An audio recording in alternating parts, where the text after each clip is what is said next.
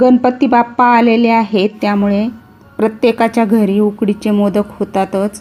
अगदी मऊ लुसलुशीत उकडीचे मोदक आणि त्यावर तुपाची धार बघून आपल्या सर्वांच्याच तोंडाला पाणी सुटतं. आणि गणपती बाप्पाच्या आवडीचा हा नैवेद्य घरोघरी केला जातो. उकडीचे मोदक करायला कित्येक जणांना अवघड वाटतं, तर मी आज तुम्हाला अगदी साध्या सोप्या पद्धतीने हे उकडीचे मोदक कसे करायचे हे आज मी तुम्हाला या व्हिडिओमध्ये दाखवणार आहे. नमस्कार, माझ्या माय क्रिएटिव्हिटी या चॅनलवर तुमचे सर्वांचे खूप खूप स्वागत आहे. आज मी तुम्हाला तांदळाच्या उकडीपासून मऊ लुसलुशीत पांढरे शुभ्र असे मोदक करून दाखवणार आहे. अगदी पांढरे शुभ्र आणि मऊ लुसलुशीत होण्यासाठी उकड कशी करावी आणि मोदक उकडताना एक खास ट्रिक मी तुम्हाला सांगणार आहे. त्याचबरोबर मोदक करण्याच्या 4 पद्धती मी तुम्हाला या व्हिडिओमध्ये दाखवणार आहे. त्यासाठी व्हिडिओ शेवटपर्यंत नक्की बघा. आणि तुम्ही माझ्या चॅनलवर पहिल्यांदाच आले असाल तर माझ्या चॅनलला लाईक, शेअर आणि सबस्क्राईब करायला विसरू नका. त्यामुळे माझे व्हिडिओ सर्वात अगोदर तुम्हाला बघायला मिळतील. एक व्हिडिओ करण्यासाठी खूप मेहनत घ्यावी लागते, त्यामुळे माझ्या चॅनलला जरूर सबस्क्राईब आणि सपोर्ट करा. त्यामुळे माझे प्रोत्साहन वाढते. चला तर मग वेळ न घालवता रेसिपीला सुरुवात करूया. मी इथे एका छोट्या कढईमध्ये थोडंसं तूप घालून बदाम, काजू आणि पिस्ते तळून घेणार आहे. तुम्हाला ड्रायफ्रूट्स घालायचे असतील तर घालू शकता किंवा नाही घातले तरी चालेल. तर ड्रायफ्रूट्स चांगले तळून झालेले आहेत. आता मी हे काढून घेऊन थोडेसे गार झाल्यानंतर हे मी थोडेसे क्रश करून घेणार आहे. आता कढईमध्ये 1 चमचा खसखस सुकी भाजून घेऊया. खसखस भाजून झालेली आहे, तिथे एका डिशमध्ये काढून ठेवते. मोदकाचं सारण करण्यासाठी मी ड्रायफ्रूट तळून घेतलेलं तूपच वापरते आहे. 1 चमचा भर घालते आहे. आणि आता यामध्ये 1 वाटी खोबऱ्याचं चव घालूया आणि 1 मिनिटभर परतून घेऊया. आणि आता त्यामध्ये अर्धी वाटी चिरलेला गूळ घालूया. 1 वाटी नारळाच्या चवसाठी अर्धी वाटी गूळ वापरलेला आहे. आता 5-6 मिनिट चांगलं शिजवून घेऊया. गुळाचं पाणी आटेपर्यंत चांगलं शिजवून घ्यायचं आहे. 5-6 मिनिट झालेली आहे आणि आता सारण चांगलं कोरडं झालेलं आहे. बघा, शिऱ्याप्रमाणे कोरडं झालेलं आहे. आता यामध्ये भाजलेली खसखस घालूया. आणि मी ड्रायफ्रूट तळून घेतले होते, ते थोडेसे खलबत्त्याने कुटून घेतलेले आहेत. आता ते घालूया. क्रश करून घेतलेले आहेत. आता हे व्यवस्थित मिक्स करून घेऊया. अगदी छान असं मोदकाचं सारण तयार झालेलं आहे. आता गॅस बंद करूया. आणि आता यामध्ये 1 चमचा विलायची पावडर घालूया. ही साखरेमध्येच वाटून घेतलेली आहे. विलायची पावडर सर्वात शेवटी घालायची आहे, म्हणजे त्याचा सुगंध सारणाला चांगला लागतो. आणि आता हे सारण एका ताटामध्ये काढून ठेवूया. असं पसरवून ठेवूया, म्हणजे लवकर गार होईल. मोदकाची उकड करण्यासाठी मी इथे 1 वाटी पाणी घेतलेलं आहे. आता त्यामध्ये थोडंसं मीठ घालूया. चवीपुरतं मीठ घालायचं आहे. आणि अगदी 1 चमचा एवढं तूप घालायचं आहे. खूप जास्त तूप घालू नका. जास्त तूप घातलं तर मोदक फुटू शकतात, त्यामुळे 1 चमच्यापेक्षा जास्त तूप घालायचं नाही आहे. आता पाण्याला चांगली उकळी येऊन द्यायची आहे. आणि मी इथे 1 वाटी तांदळाचं पीठ घेतलेलं आहे. हे पीठ मी रेडीमेड घेतलेलं आहे. तुम्ही घरी बनवणार असाल तर 1 वाटी आंबे मोहर आणि 1 वाटी इंद्रायणी तांदूळ स्वच्छ धुवून पूर्ण वाळवून घ्या सावलीमध्ये. आणि नंतर बारीक पीठ दळून आणा. तुम्ही 1 किलोच्या प्रमाणात सुद्धा करू शकता किंवा मिक्सरमध्ये बारीक वाटून घेतलं तरी चालेल, पण पीठ अगदी बारीक असायला हवं. आता या पाण्याला चांगली उकळी आलेली आहे. आता गॅसची फ्लेम कमी करूया आणि यामध्ये थोडं थोडं पीठ घालूया आणि उलटणीच्या उलट्या बाजूने असं मिक्स करून घेऊया. आणि आता गॅस बंद करायचा आहे. आणि आता झाकण ठेवून 10 मिनिटं ही उकड अशी झाकून ठेवूया. 10 मिनिट झालेली आहेत. आता आपण ही उकड काढून घेऊया. व्यवस्थित अशी खरवडून घेऊया. आणि आता एका पसरट ताटामध्ये किंवा परातीमध्ये काढून घेऊया. आणि आता या कढईमध्येच मी थोडंसं पाणी घालून ठेवते, म्हणजे ते कोमट होईल थोडंसं आणि आपल्याला पीठ मळण्यासाठी वापरता येईल. आता ही उकड गरम असतानाच थोडंसं वाटीला तूप लावून घ्यायचं आहे आणि अशी वाटीने रगडून घ्यायची आहे. आणि आता हाताने व्यवस्थित थोडीशी कोमट असतानाच चांगली मळून घ्यायची आहे. गरज वाटली तर थोडंसं पाणी लावून घ्यायचं आहे. पाणी लावताना थोडंसं कोमट करून घ्या. बघा पाणी थोडंसं कोमट आहे. हेच पाणी मी थोडंसं याला लावून चांगलं 8 ते 10 मिनिट मळून घेणार आहे. अगदी थोडंसं तूप लावून घ्यायचं. तूप आणि पाण्याचा हात लावून चांगलं मळून घ्यायचं आहे. 4-5 मिनिटे चांगलं मळून घ्यायचं आहे. 4-5 मिनिटे मळून उकड अगदी छान मऊ करून घेतलेली आहे. बघा अशी ओढल्यानंतर लांबत आहे. आणि उकड परफेक्ट कशी झाली हे कसं ओळखायचं, तर एक गोळा घ्यायचा आहे. असा हातावर मळून घ्यायचा आहे. असं दाबून बघायचं आहे. बघा गोळा कुठेही चिरलेला नाहीये, म्हणजे उकड अगदी परफेक्ट झालेली आहे. आता याचे छोटे छोटे गोळे करून घेऊया. तुम्हाला मोदक कितपत मोठा हवा आहे त्यानुसार गोळे तयार करून घ्यायचे आहेत.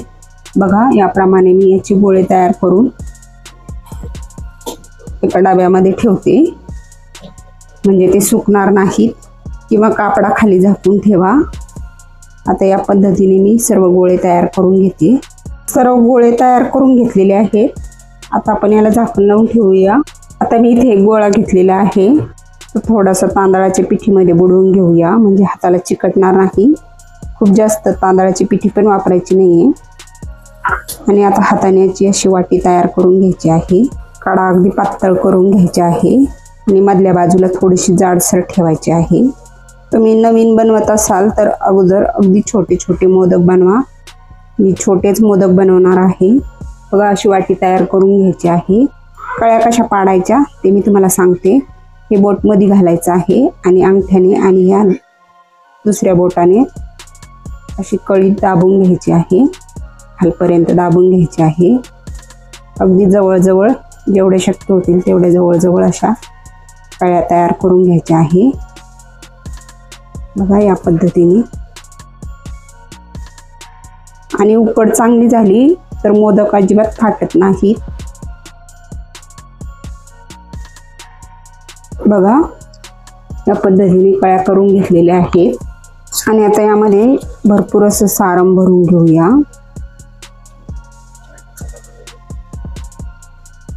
बघा भरपूर असं सारण भरून घेतलेलं आहे. आणि आता ह्या कळ्या अशा जवळजवळ आणायच्या आहेत आणि पाकळ्या बंद करून घ्यायच्या आहेत. आणि वरचं पीठ काढून घ्यायचं आहे आणि मोदकाला असं टोक काढून घ्यायचं आहे. बघा छान असा मोदक तयार झालेला आहे आणि सगळ्या बाजूने छान अशा कळ्या पडलेल्या आहेत.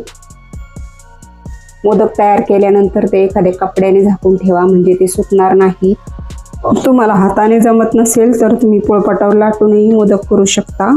आता या पिठाला मी थोडंसं तांदळाचं सुक्कं पीठ लावून घेतलेलं आहे. आता ते लाटून घेऊया. कडेच्या बाजूने पातळ लाटायचं आहे आणि मध्ये थोडंसं जाडसर ठेवायचं आहे. बघा असं. आणि आता याला कळ्या करून घ्यायच्या आहे. बघा या पद्धतीने अशा खालपर्यंत दाबून घ्यायचं आहे. हाताला चिटकत असेल तर थोडीशी तांदळाची पिठी लावून घ्यायची आहे आणि अगदी जवळजवळ अशा कळ्या तयार करून घ्यायच्या आहे.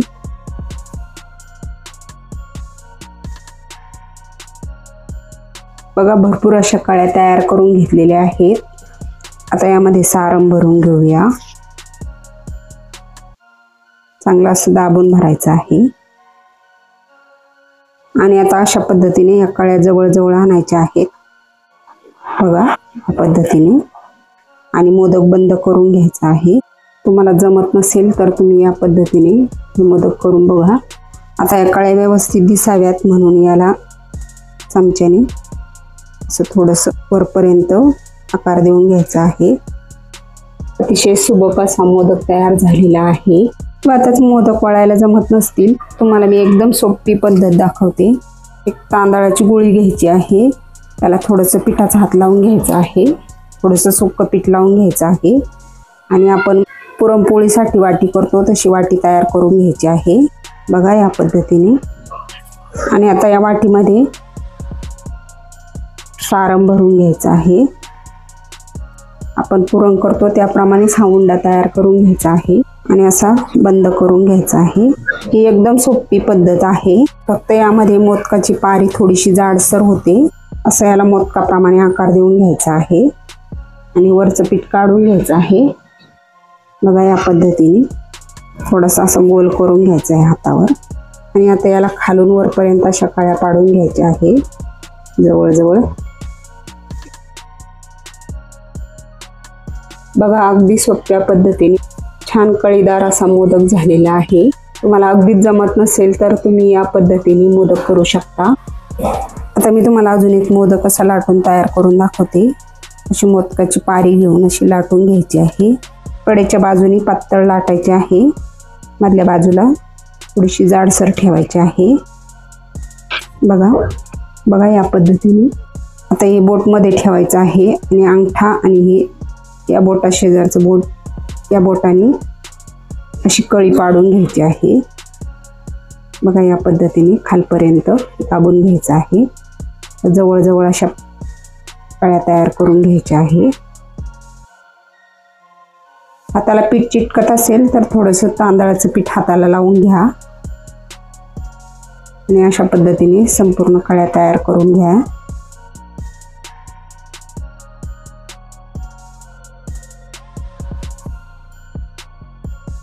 कळ्या तयार करून घेतलेल्या आहेत। तर यामध्ये सारण भरून घेऊया।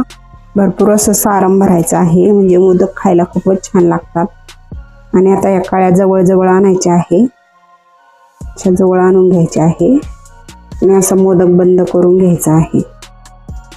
तुम्हाला यापैकी जी पद्धत सोपी वाटेल त्या पद्धतीने तुम्ही हे मोदक करून घेऊ शकता। तर वरचं पीठ काढून टाकूया। बघा मोदकाला भरपूर अशा कळ्या तयार झालेल्या आहेत। आता मी तुम्हाला मोदकाच्या साच्याने मोदक तयार करून दाखवते। मोदकाच्या साच्याला तूप लावून घ्यायचं आहे, व्यवस्थित असं तूप लावून घ्यायचं आहे आणि मोदकाचा साचा असा बंद करून घ्यायचा आहे। पुन्हा एकदा व्यवस्थित तूप लावून घ्यायचं आहे।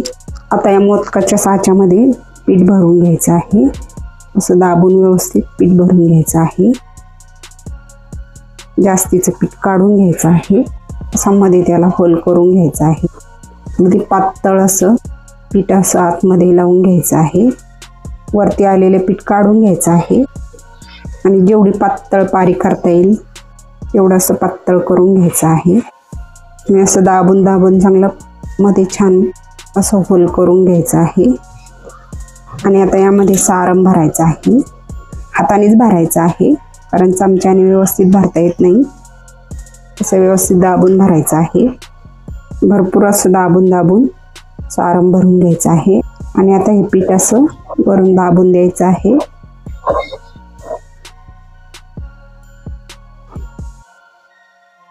सारण बाहेर येणार नाही, या पद्धतीने असं दाबून घ्यायचं आहे। आणि आता मोदक काढून घ्यायचा आहे। बघू शकता या पद्धतीनेही तुम्ही साच्याने मोदक तयार करू शकता। सगळे मोदक तयार करून घेतलेले आहेत। स्टीमर मध्ये मी पाणी उकळवायला ठेवलेलं आहे। पाणी आता उकळलेलं आहे। आता याच्यावर ही स्टीमरची जाळी ठेवूया आणि त्याच्यावर एक केळीचं पान लावून घेऊया। तुमच्याकडे केळीचं पान नसेल तर तुम्ही एखाद्या ओल्या कपड्यावर मोदक ठेवून वाफवून घेऊ शकता। मोदक छान मऊ हवेत म्हणून मी तुम्हाला एक खास टिप सांगते। एका वाटीमध्ये पाणी घेतलेलं आहे, आता त्यामध्ये प्रत्येक मोदक असा बुडवून घ्यायचा आहे आणि नंतर स्टीम करायला ठेवायचं आहे। ही ट्रिक नक्की तुम्ही वापरून बघा, मोदक खूप मऊसूत होतात।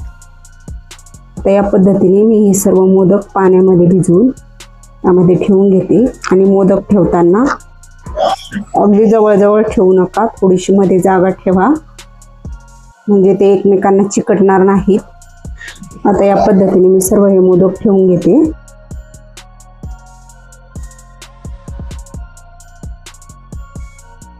आणि आता या सर्व मोदकांना एक दोन केशरच्या काड्या लावून घेऊया।